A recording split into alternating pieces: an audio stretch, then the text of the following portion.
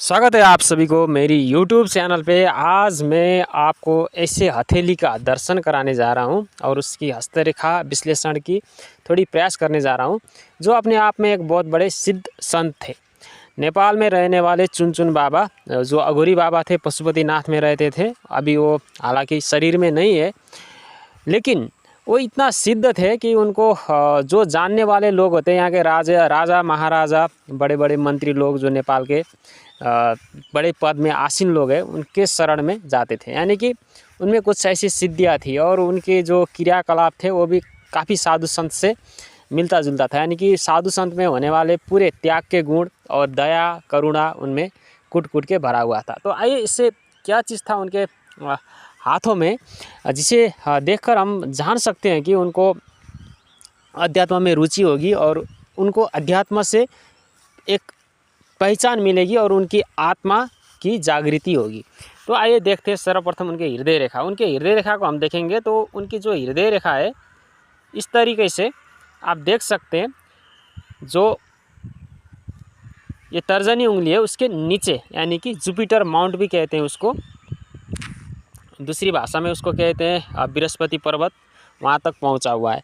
जब भी हृदय का संबंध गुरु से बनता है, बृहस्पति से बनता है, तो स्वाभाविक सी बात है उसकी हृदय में दया करुणा की भाव आ जाती है और वही दया करुणा उसको अध्यात्म की ओर भी लेके चलती है। तो जो भी लोग अध्यात्म में ज़्यादा रुचि लेते हैं और आध्यात्मिक क्षेत्र में ईमानदार है, ना कि दिखावा कर रहे हैं।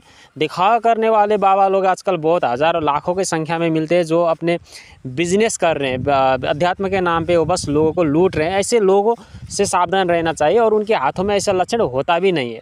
अगर कोई आदमी अध्यात्म के लिए बहुत सीरियस है, आध्यात्मिक है, तो उसकी हृदय रेखा बृहस्पति पर्वत तक पहुँची जाती है और उसकी माइंड लाइन, यानी कि जो मस्तिष्क रेखा है, वो हृदय रेखा से संबंध बनाती है। यानी कि उसके हृदय और मस्तिष्क एक साथ चल रहे हैं, यानी वो जो सोचता है वो करता है।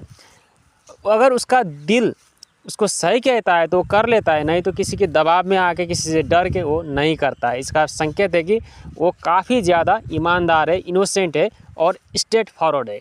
और ऐसी हम लोग देख सकते हैं इनके हाथ में एक अच्छी सी सूर्य रेखा भाग्य रेखा से ऊपर जा रही है। यानी कि सूर्य रेखा का होना नेम फेम को दिखाता है। जब भी सूर्य रेखा आपके हाथ में मजबूत हो जाती है तो आपका आत्मा प्रकाशित होती है, आपको नेम फेम मिलता है, सरकार से भी आपको सम्मान मिलता है, बड़े बड़े लोग आपके संपर्क में आते हैं, बड़े बड़े सरकारी अधिकारी आपके संपर्क में आते हैं।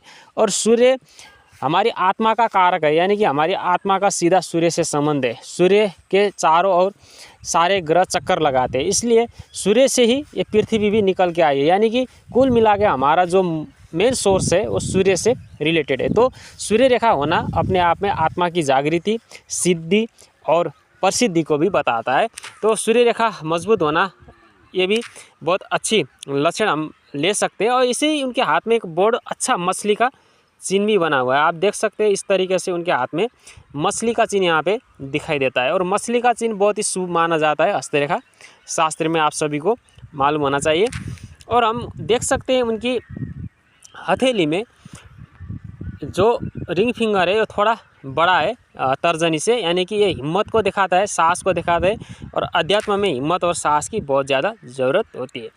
और ऐसे हम लोग यहाँ पे ध्यान से देखेंगे तो इनके हाथ में काफ़ी ज़्यादा इस तरीके से चिन्ह भी बना हुआ है, जिसको जैसे धनुष आप यहाँ देख सकते हैं। इस तरीके से ये देखने में ऐसे लग रहा है जैसे कि धनुष है, यानी कि जो पुरानी हस्तरेखा विज्ञान या पुरानी जो सामुद्रिक शास्त्र में लिखा गया है, जैसे कि बहुत ही बड़े लोगों के, बहुत ही वीआईपी लोगों के हाथों में शंख की चिन्ह होता है, चक्र के चिन्ह होता है, हल की चिन्ह होता है, धनुष का चिन्ह होता है।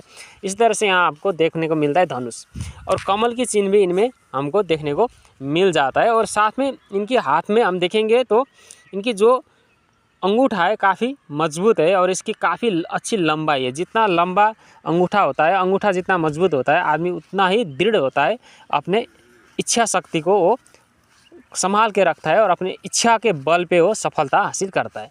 तो ये मैंने थोड़ा सा आपको विश्लेषण देने का प्रयास किया चुनचुन बाबा का हाथ का। आपको कैसा लगा ज़रूर कमेंट करके बताइएगा। और आप भी मेरे से हस्तरेखा दिखाना चाहते हो तो मेरे व्हाट्सएप में आप संपर्क रख सकते हो।